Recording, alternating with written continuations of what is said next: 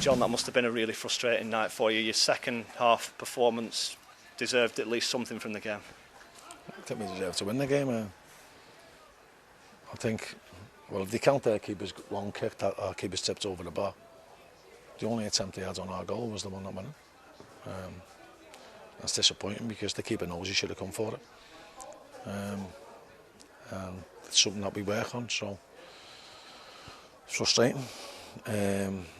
But you know, we've got to get out of this rut that we're in. We've lost 3 games on the spin now, and we could have won all 3 really, to be honest, without playing any difference.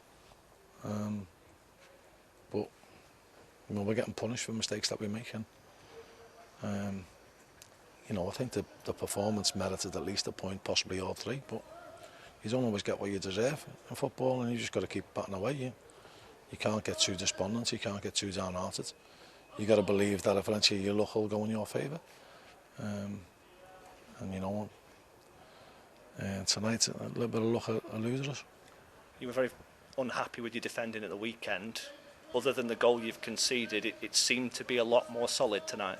Well, we were better. We still give up a couple of silly chances in the first half through sloppy play that they should have capitalised on, and they didn't.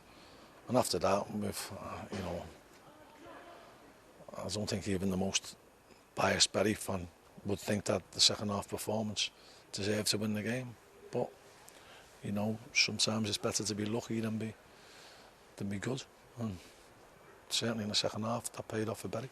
You talk about saves or lack of them that your goalkeeper had to make. Their keeper's made a couple of good saves in that second half. Well, he has.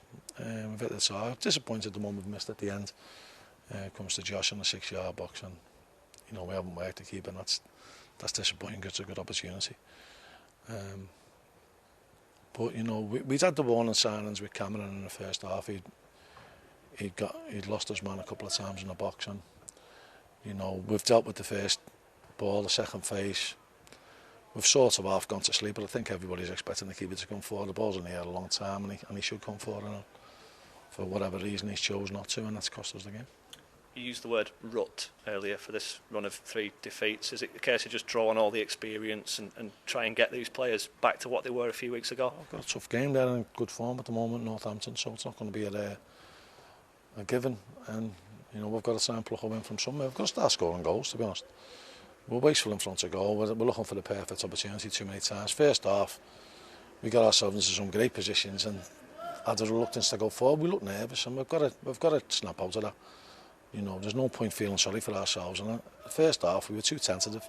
We gave them too much respect, and when we got the wrong side of them, we wanted to go backwards rather than forwards, and that's something that we're just going to have to drive home to them and saying that we've got to be positive in it.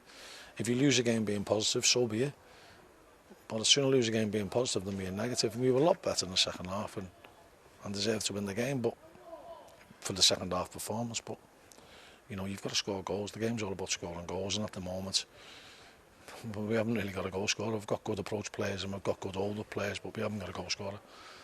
You know, James Gray will probably be our most prolific player, but in order to get him on the pitch, he has to be able to do other things, and you know, just the style of football that we play doesn't lend itself to the way James plays, so it's a bit difficult for him at the moment and difficult for us all.